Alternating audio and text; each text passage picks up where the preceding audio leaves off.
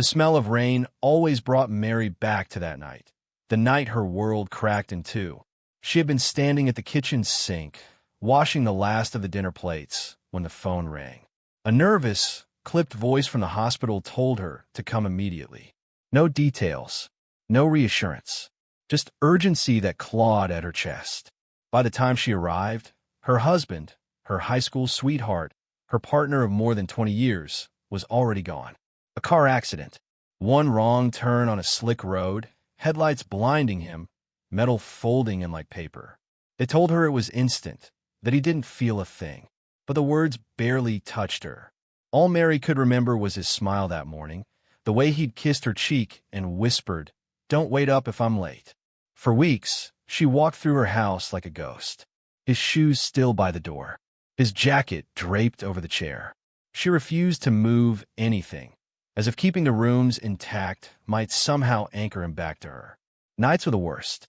She'd lie awake, her hand reaching for his side of the bed, only to feel the cold emptiness.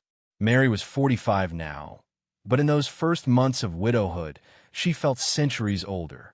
Friends tried to comfort her. Some brought casseroles. Others filled her silence with awkward words. But grief was not something to be fixed. It was a storm to be endured. And Mary endured it alone, sinking deeper each day. It was nearly a year later when she first met John. The day had been an ordinary one. A sales conference in the city, rows of booths, endless chatter about quarterly growth. Mary, dressed in a navy skirt suit, had been nursing a lukewarm coffee when he appeared beside her. "Is it just me?" he asked with a conspiratorial grin. "Or are these conferences designed specifically to bore us to death?" Mary glanced at him, tall, broad-shouldered, with warm hazel eyes that crinkled at the edges. There was something easy about him, the way he leaned casually against the table, as if the world had never pressed too hard against him. She smiled faintly. Death by PowerPoint. A very slow, painful demise. He chuckled, and for the first time in months, Mary felt her chest lighten. Conversation flowed effortlessly after that. He was funny, self-deprecating, a little reckless in his humor. When he asked if she wanted to escape the conference for a real cup of coffee, she surprised herself by saying yes. Their connection grew quickly. John was different from her late husband, whose quiet steadiness had been his defining strength. John was spontaneous, impulsive, the type to suggest a midnight drive to the lake just to watch the stars. Mary, weary of her grief, found herself drawn to that energy. It felt like air after suffocation. One evening, after weeks of phone calls and dinners, they sat in his small apartment, a record playing softly in the background. He leaned close, brushing a strand of hair from her face. "You've got the saddest eyes I've ever seen," he whispered. Mary stiffened, about to pull away, but his hand cupped her cheek gently. "You don't have to tell me why," he added. "Just let me make you forget for a while." And she did. That night, she let herself be held, kissed, cherished. For the first time since her husband's death, she felt alive in someone else's arms. By spring, they were married. The wedding was modest, just a handful of friends and relatives gathered in a small chapel. Mary wore a pale lavender dress instead of white. She wasn't a blushing bride anymore, but a woman reclaiming pieces of herself. John beamed through the ceremony, squeezing her hand as if he'd won a great prize. When they kissed, Mary tasted champagne and hope. The early months were sweet, filled with laughter and late-night talks. John loved to cook, though his meals were hit or miss, and he had a habit of surprising her with little gifts. A book she mentioned in passing, flowers on an ordinary Tuesday. But even then, shadows lurked. He'd sometimes forget to pay a bill or lose track of money. "Don't worry, babe," he'd say with that charming grin. "I'll handle it tomorrow." Tomorrow often never came. When Mary suggested he might look for a steadier job, something beyond the odd sales gigs and consulting he claimed to do, he brushed it off. "Why stress? Life's too short to be chained to a desk. Didn't your first husband work himself to death?" The words stung, though he said them with a laugh. Mary told herself it was just his careless way of speaking. He didn't mean harm. He just wasn't built for structure. Still, there were nights when she lay awake, staring at the ceiling, wondering if she had leapt too quickly into this new life. But each time, John would curl an arm around her waist, murmur something ridiculous in his sleep, and she'd hush her doubts. After all, hadn't she earned a little happiness after so much sorrow? One weekend, John suggested they visit his father. "David's not getting any younger," he said, tossing his car keys onto the table. "You'll love him. He's sharp, funny as hell." And he winked, loaded. Mary frowned. "Loaded? Well, yeah. The man's worth more than some countries. But don't worry, he's not some stuck-up billionaire. He's just Dad." Mary didn't care about money, but curiosity pricked at her as they drove out of the city and into the rolling hills where David's estate sat, a sprawling property with manicured gardens, white pillars, and the kind of quiet wealth that whispered rather than shouted. David himself was nothing like she expected. In his 70s, he carried himself with calm dignity, his silver hair neatly combed, his handshake firm. His eyes, however, were warm, kind in a way that immediately disarmed her. "So this is Mary," he said, studying her with a smile. "I've heard much about you." Mary felt seen in a way she hadn't in years. Over dinner, David asked about her work, her late husband, her favorite books. He listened, truly listened, while John mostly joked and poured wine. As the evening ended, David pulled her aside. "You seem like a woman of strength," he said quietly.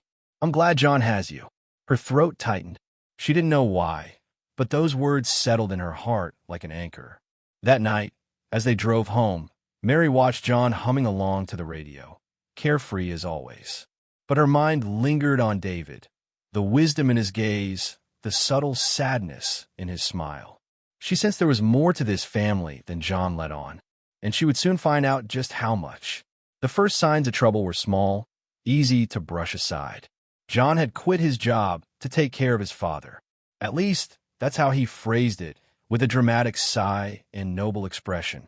"Dad's health isn't what it used to be," he explained one morning over coffee, leaning back in a chair as if he'd carried the weight of the world all night. "He needs someone there full-time. Who better than his son?" Mary had been skeptical, but David seemed fine when we visited. Strong, independent. John waved a hand. "Appearances, babe. Trust me, the man's tired. Besides, this is my chance to finally give back, you know? He gave me everything as a kid. Now it's my turn." It sounded admirable. Selfless, even. Mary wanted to believe it. So when John handed in his resignation at his already shaky sales job, she didn't fight him. But weeks passed, and Mary began to see the truth. John wasn't caring for his father. He was sleeping late, watching TV, and checking in on David maybe once a week. His afternoons disappeared into long lunches with friends, golf outings he never paid for, and shopping trips where he bought gadgets he didn't need. At home, dishes piled in the sink. Laundry sat forgotten in baskets. Mary, after long days of meetings and client calls, would come back to find John stretched out on the couch, a beer balanced on his stomach, muttering, "Hey, babe, what's for dinner?" At first, she swallowed her irritation. After all, wasn't this the man who'd lifted her from her grief? Didn't she owe him patience? But over time, patience turned to quiet resentment, simmering beneath her polite smiles. David, on the other hand, became a surprising source of comfort. Mary visited him more often than John did, at first to cover for her husband's absence, then because she genuinely enjoyed his company. David had a way of making her feel respected, not dismissed. One late afternoon, she sat with him on the wide veranda of his estate. The sun was sinking low, painting the gardens gold. David sipped tea, while Mary rested her hands on her lap, breathing in the fragrance of blooming roses. "You remind me of my late wife," David said suddenly.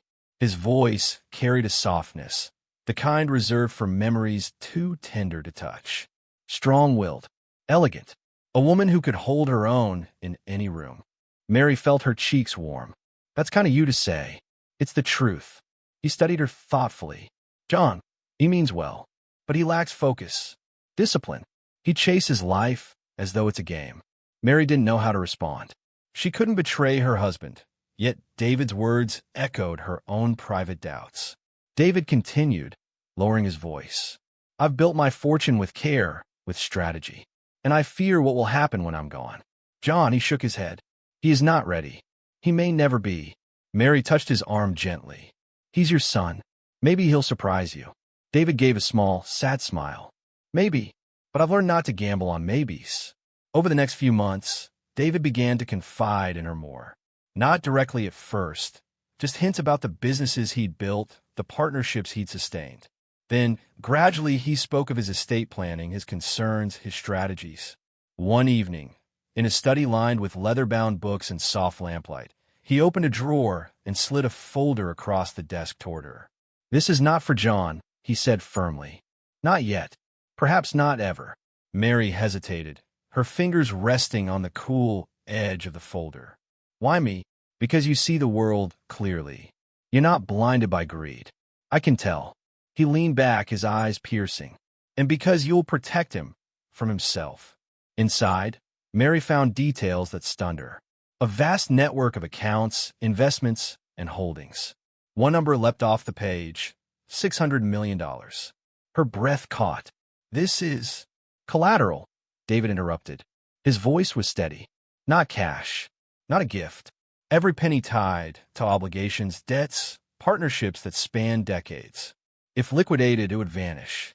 The world sees me as a billionaire, but in truth, my wealth is like glass, shiny, fragile, and easily shattered." Mary closed the folder carefully. "Does John know?" David's expression hardened. "No, and I prefer he doesn't. If he thought that money was waiting for him," he sighed, "it would ruin him completely."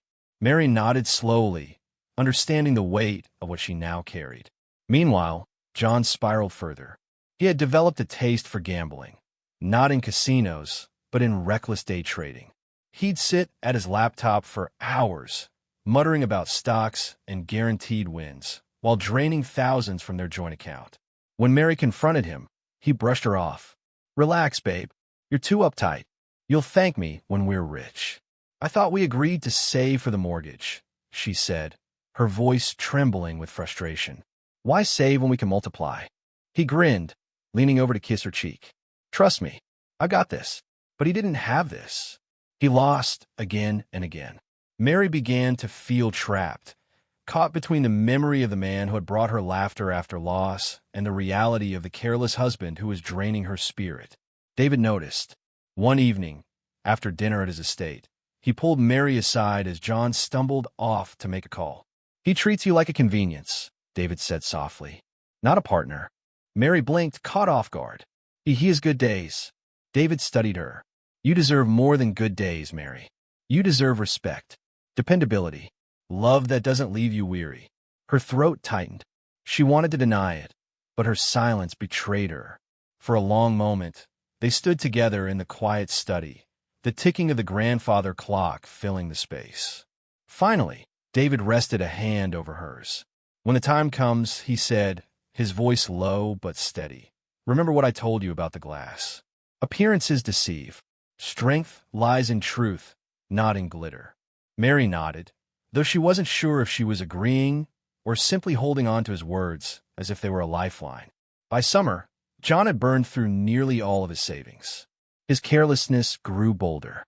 He bought an expensive car he didn't need, racked up credit on luxury watches, and even bragged to friends that one day soon he'd be filthy rich. Mary tried to reason with him.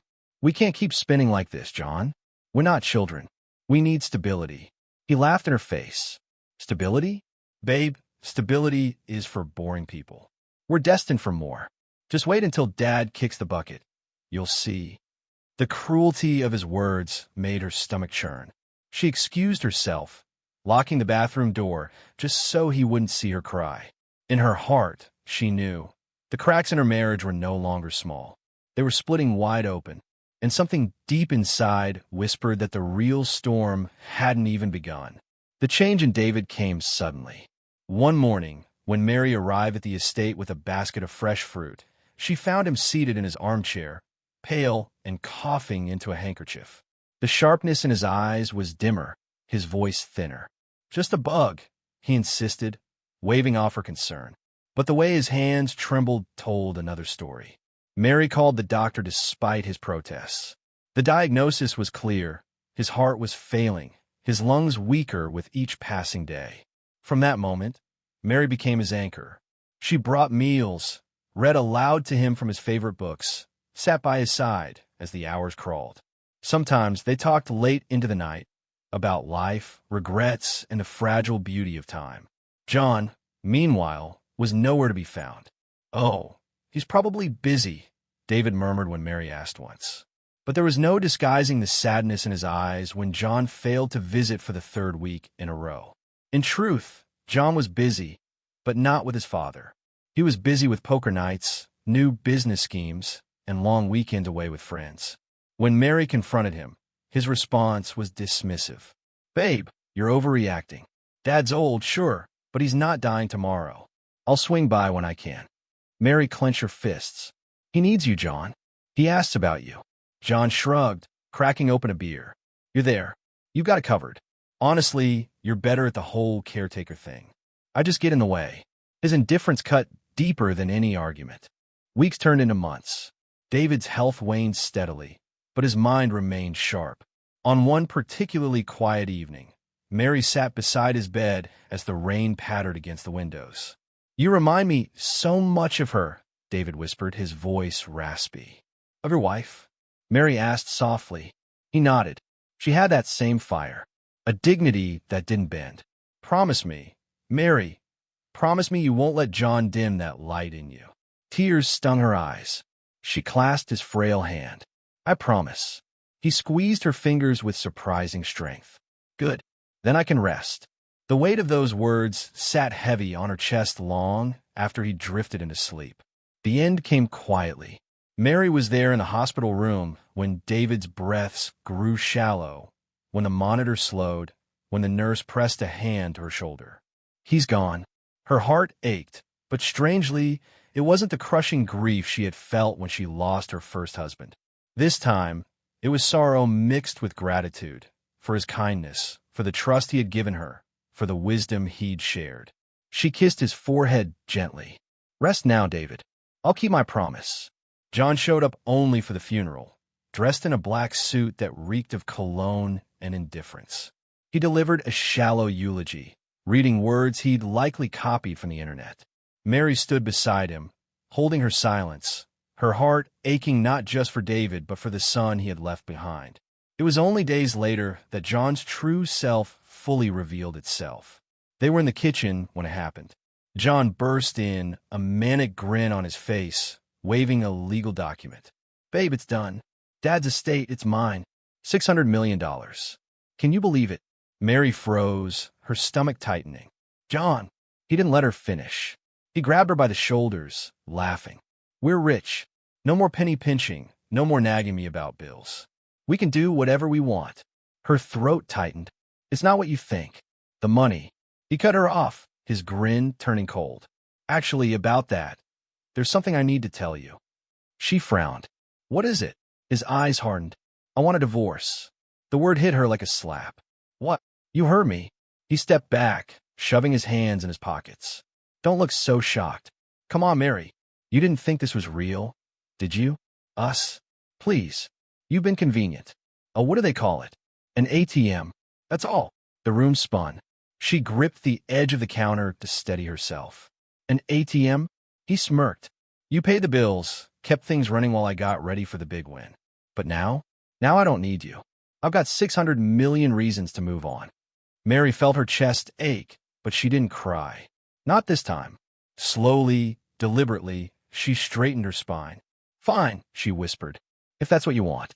His smirk faltered, just for a second, as if he had expected a fight. But she signed the papers without protest, her hand steady even as her heart trembled.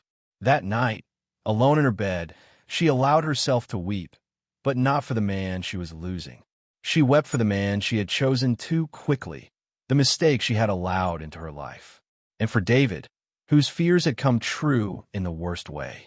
John celebrated his freedom like a man intoxicated. He bought drinks for his friends, boasted about his fortune, flashed his inheritance papers like a trophy. But beneath the glittering surface, cracks were already forming. Because within days, he learned the truth. The 600 million was untouchable. Every penny tied up in debts, obligations, and legal structures he couldn't dismantle. His fortune wasn't fortune at all. It was smoke and mirrors. And when the dust settled, what he actually inherited was a mere $80,000. The house was still when David finally left the world. Mary sat by his bedside, her hand wrapped around his frail fingers. His breathing had grown shallow over the last week, each exhale weaker than the one before, but his eyes remained soft and knowing until the very last moment. He had looked at her that morning with a half-smile. "Promise me one thing, Mary," he whispered. She leaned in, tears streaming. "Anything. Live. Not just survive. Live. You've carried too much weight already." His hand squeezed hers once, trembling but firm.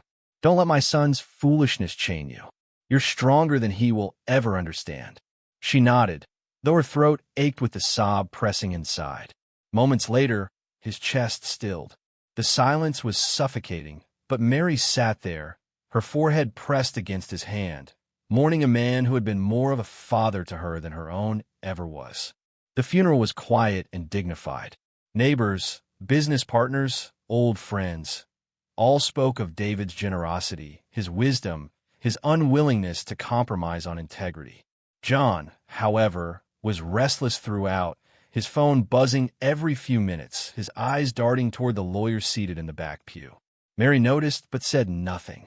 2 days later, the family gathered in the lawyer's office. The air smelled of leather and expensive paper, the blinds drawn tight against the afternoon sun. The lawyer, a man with a carefully combed head of gray hair and a voice that carried authority, opened a sealed envelope. David's will was straightforward. A few sentimental bequests to charities, some smaller sums to distant relatives. Then came the larger details. "To my beloved daughter-in-law, Mary," the lawyer read, "I leave $40,000 in personal assets, to be used however she deems fit. She has been my true caretaker, my companion, and the one I trust to carry forward the best of what our family stood for." Mary's lips quivered. She hadn't expected anything, but the gesture touched her deeply. John leaned forward eagerly.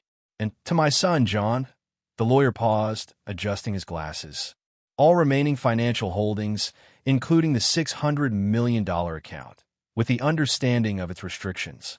John grinned like a wolf. He slapped the table and let out a laugh. $600 million. I knew it. He glanced at Mary, his eyes glowing with triumph, almost mocking. The lawyer coughed delicately. "Mr. Johnson, as you may be aware, the majority of that account is tied to collateral obligations. The funds are not liquid assets.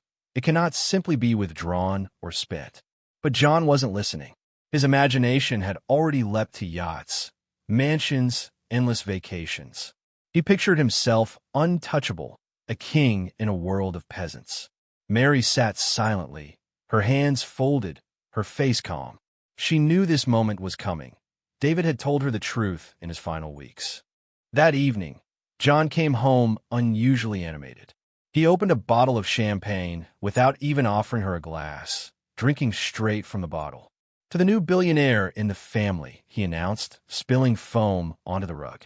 Mary, exhausted from grief, sat quietly at the table. John's smile sharpened. "Actually, scratch that. There's only one billionaire here now. And Mary," he leaned closer, his tone cruel, "I don't need an ATM anymore." She blinked. "What are you talking about?" "I want a divorce," he said plainly, like he was discussing the weather. "You've served your purpose. You were convenient." The word hit her like a slap. John smirked, pacing the room. "Don't look so shocked. You think I married you for love. You were stable, responsible, easy. You carried me while I waited for what I deserved. Now it's here, and I don't need you dragging me down." Mary's chest tightened, but she refused to let him see her break. Her silence unnerved him. "Well," he snapped, "say something." She met his gaze steadily. "If that's what you want, John, I'll give you your freedom." He blinked, surprised at her calmness. He had expected begging, tears, anger, anything but quiet acceptance. "Good," he said after a beat, masking his unease with arrogance. "Sign the papers tomorrow." Mary turned away, her eyes stinging but her back unbroken. She remembered David's words. Live. Don't let his foolishness chain you. That night, she lay awake, staring at the ceiling. A storm brewed outside, lightning illuminating the room in brief flashes. Every rumble of thunder felt like a drumbeat of change. For the next week, John acted like royalty. He quit answering calls from his part-time clients, ordered new furniture, put down payments on cars, and even started touring luxury homes. He called his friends and bragged endlessly. 600 million, baby. Do you know what that feels like? Untouchable. I'll never work again. Hell, I'll never lift a finger again. They congratulated him, envious and awestruck. He basked in the attention like a man drunk on power. Meanwhile, Mary quietly moved her belongings out. She didn't make a scene, didn't fight for the house, didn't contest a thing. She signed the divorce papers with steady hands, watching John grin smugly across the table. This is the best thing for both of us, he said, slipping his copy into a leather folder. You'll thank me later. She only smiled faintly. Good luck, John. The words lingered in his ears, though he couldn't place why they unsettled him. It was only days later that John's fantasy unraveled. He had gone to the bank to access the $600 million, already imagining the zeros on the screen. But the banker's explanation was blunt. Mr. Johnson, these funds are not available for withdrawal. They're locked as collateral for existing debts. Once obligations are cleared, which may never occur, whatever remains will be minimal. John blinked in disbelief. Minimal? What do you mean minimal? That's $600 million. Not liquid, the banker repeated. At most, your inheritance grants you $80,000. That's all. The words echoed in his skull. $80,000. Not $600 million. Not yachts. Not mansions. $80,000. And his reckless spending had already eaten into half of that. His chest tightened. He left the bank in a daze, stumbling onto the sidewalk. The world suddenly felt hostile, the city too loud, the faces around him mocking. By the end of the month, John's world had collapsed. Creditors called daily. His new car was repossessed. His friends stopped answering. The luxury homes he had toured were distant dreams, slipping through his fingers like sand. He tried to reach Mary one evening, showing up at her small new apartment. She opened the door cautiously. He stood there, thinner, more disheveled, eyes frantic. Mary, he said, his voice trembling. I made a mistake. Please take me back. She studied him, the man who had once called her his world, then discarded her like trash. For a moment, she felt a pang of pity. But then she remembered the cruelty in his voice, the champagne dripping onto the rug, the word convenient. No, John, she said softly. I won't be your second chance. I deserve better. David believed I did. And so do I. His lips parted, but no words came. He saw in her eyes the steel he had underestimated all along. She closed the door gently, leaving him in the hallway with only his regret. Life was not glamorous for Mary, but it was hers. She used the $40,000 David left her to start fresh, investing in a modest little craft store she had always dreamed of running. The work was hard, but it was honest. She decorated the shelves herself, painted the walls in warm colors, and filled the air with the scent of fresh flowers. Customers trickled in, and soon the store became a cozy gathering place for the community. Every morning, Mary whispered a quiet thank you to David, carrying his words as a guiding star. She was no longer someone's caretaker, someone's ATM, or someone's convenience. She was Mary, independent, strong, and free. The first winter without David was harsh.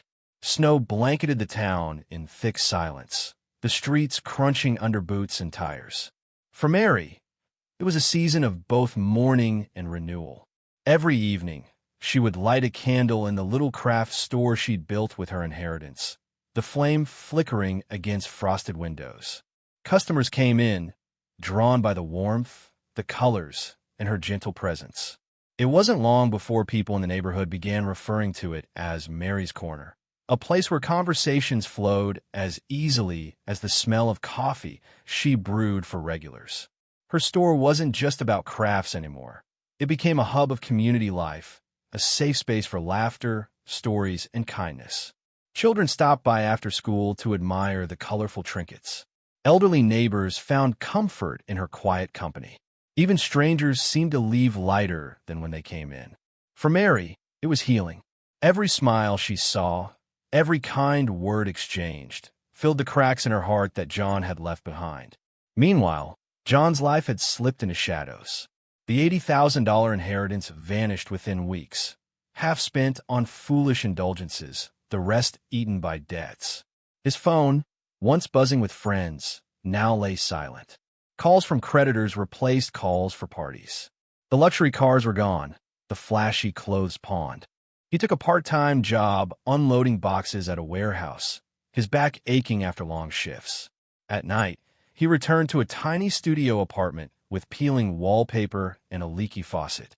The man who once declared himself untouchable now scrounged through his fridge for leftovers, muttering curses at his fate. But deep down, he knew the truth. This was no fate, no bad luck. It was the result of his choices. His arrogance, his greed, his cruelty. Sometimes, as he lay awake listening to the neighbors' muffled laughter through the walls, he thought of Mary. Her steady eyes the night she refused him. The quiet strength he had mocked. He realized he hadn't just lost money. He had lost the only person who had truly cared for him. One crisp spring morning, as Mary was arranging new handmade ornaments in her shop window, she saw a figure across the street. Hunched shoulders, tattered coat, a face older than its years. John. He stood there for a moment, staring at her store. His eyes looked hollow, sunken, but there was something else, shame. For a fleeting second, Mary felt the urge to step outside, to speak to him. But then she remembered the champagne-soaked smirk, the cruel word convenient, the papers shoved across the table. Instead, she turned back inside, her heart steady. She had nothing left to give him. Not pity, not anger, nothing. When she looked again, he was gone. By summer, Mary's corner had grown beyond her imagination. She started teaching weekend craft classes, drawing in children and adults alike. Word spread quickly, and soon, local newspapers wrote about her story. The widow who rebuilt her life after tragedy, who turned a small inheritance into a thriving community business. The article included a photo of her, standing proudly in front of her shop, the sun catching her hair. When she saw the printed page, tears filled her eyes, not of sadness, but of gratitude. David would have been proud. On the anniversary of his passing, she visited his grave. The grass was green, the sky a soft blue. She knelt by the headstone, brushing her fingers over his name. "Thank you," she whispered, "for believing in me when no one else did, for giving me the strength to walk away. I'm living, David, just like you asked."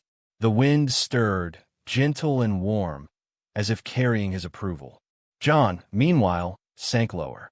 His job hours were cut, his rent overdue. He tried borrowing from old friends, but they avoided his calls. One evening, he sat in a dingy bar, a single glass of cheap whiskey before him. Two men at the counter were laughing over a newspaper, Mary's article. "Can you believe it? That shop of hers is booming." "Yeah, she's inspiring." Imagine going through all that and coming out stronger. John's hand tightened around his glass. His chest burned, not just from the alcohol, but from the bitter taste of regret. He had thrown away gold for fool's silver. Stumbling home that night, he passed by Mary's corner. The windows glowed warmly, laughter spilling out as a group of children waved goodbye to her. She stood at the door, smiling. He stopped, watching from the shadows. She looked radiant, alive, untouchable in her own right. And for the first time, John truly saw what he had lost. Not wealth, but love, respect, and the chance at a real life.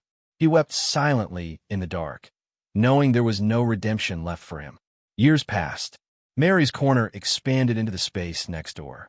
She hired staff, hosted seasonal festivals, and became a beloved figure in town.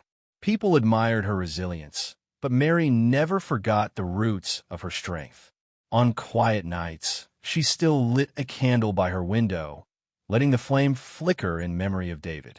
His voice lived within her, urging her forward, reminding her that self-reliance and kindness were the true measures of wealth. John faded into obscurity. Rumors said he moved to another city, scraping by with odd jobs. Some said he ended up alone in a rundown shelter.